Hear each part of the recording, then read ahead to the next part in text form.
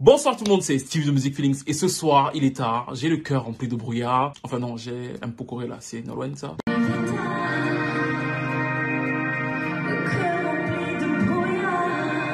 Bref, c'était pour vous dire qu'en cette soirée morose, j'avais envie de vous parler d'une chanson d'amour qui parcourt les airs du temps de 1978 jusqu'au dernier album de Pop Smoke. Boum boum. Oh non, ça c'était le précédent épisode.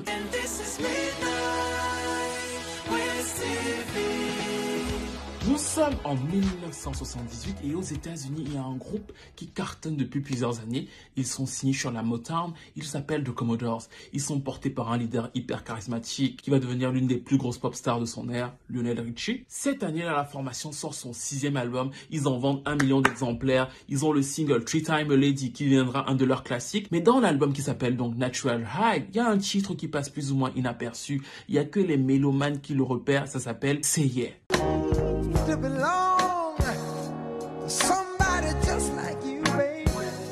Personne plus ou moins ne se rappelle de cette chanson. Le groupe a le temps de se séparer, Lionel a le temps de tromper sa femme et de se faire poignarder par elle. Salope!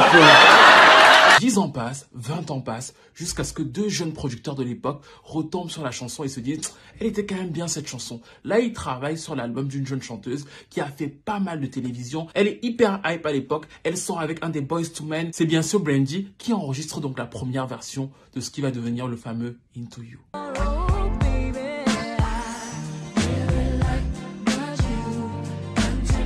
Oui, et là vous vous dites, mais pourquoi est-ce que c'est donc Tamia qui a sorti ses premières versions? C'est parce que quand l'enregistrement s'est terminé, les producteurs étaient plutôt contents. Ils espéraient être dans le fameux album Never Say Never. Ils attendaient qu'on les appelle. Et à la dernière minute, Brandy leur a dit, non les gars, moi, Into You là, dans mon Never Say Never, j'ai mieux. D'ailleurs, en plus, c'est Mario Winans qui fait mes bacs. Moi, je veux faire mes bacs toute seule. Vous me prenez pour qui? J'ai mes sœurs jumelles. Bref, laissez-moi tranquille. C'est donc comme ça qu'elle abandonne la chanson et que les deux producteurs, Tim et Bob, vont aller voir Tamia qui va accepter de la placer sur son album. Ça va devenir l'un des tubes les plus connus de son album Tamia, même si en réalité ce n'est pas un gros succès. Bien sûr, Lionel Richie, qui a coécrit le titre, a insisté pour avoir son nom dans les crédits. Et le titre se classe donc à la 30e place du Billboard en 98. Il est 7e des charts R&B. Mais encore une fois, la vie s'en va. Tamia elle-même enchaîne les disques. Lionel Richie aussi enchaîne les disques. Brandy aussi enchaîne les disques. Et on n'entendra plus parler de Into You jusqu'en 2004. Et là encore, ce sera sous la voix d'une autre chanteuse.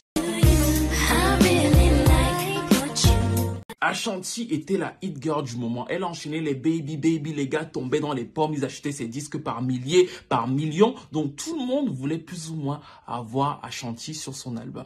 Donc Fabulous l'appelle et lui dit, là j'ai une nouvelle version du titre Into You. J'ai appelé Tamia, elle est d'accord. J'ai appelé Lionel Richie, lui aussi il est d'accord. Est-ce que tu veux bien enregistrer? Ashanti accepte d'enregistrer la chanson. Sauf qu'au moment de tourner le clip, il la rappelle et lui dit, est-ce que tu es prête pour la promo de la chanson? Et là c'est Irv Gotti, le président de Murder Inc. qui dit non, je ne veux absolument pas que Ashanti fasse la promo de cette chanson, on la voit déjà partout, il faut qu'elle se concentre sur nos singles à nous. Donc là, Fabulous se dit, comment je vais faire? Il rappelle Tamia, à l'époque, elle est hyper malade. Coronavirus! Elle lui dit, mais qu'est-ce qui se passe? Qu'est-ce que je peux faire? Il lui dit, s'il te plaît, Ashanti m'a laissé tomber, il faut que tu re-enregistres ton refrain et que tu viennes tourner le clip au plus vite. Donc Tamia se lève, elle est pas très bien, elle va rapidement re-enregistrer cette nouvelle version et elle va aller courir sur la plage. L'odeur du tube avait guéri la maladie.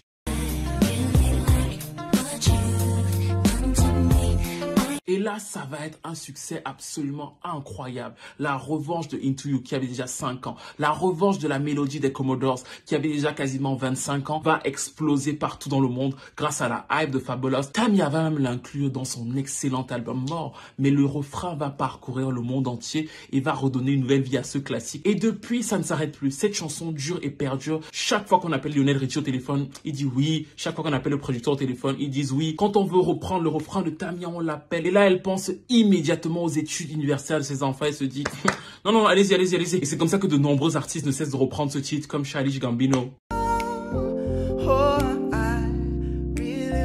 Ou encore la rappeuse Chika. Et là, c'était assez exceptionnel parce que c'est le légendaire Charlie Wilson lui-même qui faisait le refrain.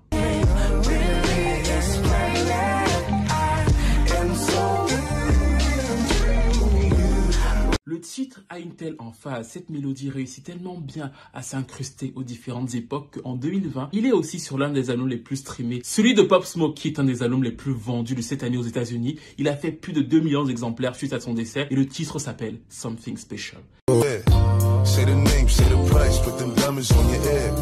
C'est tout ce que j'aime. Tout le monde s'en foutait au début, c'était juste un simple titre d'album. Ensuite, pendant 20 ans, elle est passée comme ça entre les mailles du filet. Même Lionel Richie avait complètement oublié le titre parce qu'il ne le chantait même pas sur scène. Les producteurs ont voulu la rebrander, Brandy n'en a pas voulu. Tamia l'a sorti en single, ça n'a pas été un gros succès. Et après, en 2003, ça a complètement explosé et depuis, plus personne ne peut s'en passer en fait. C'est un fabuleux classique que je voulais réécouter avec vous ce soir. Oh, baby.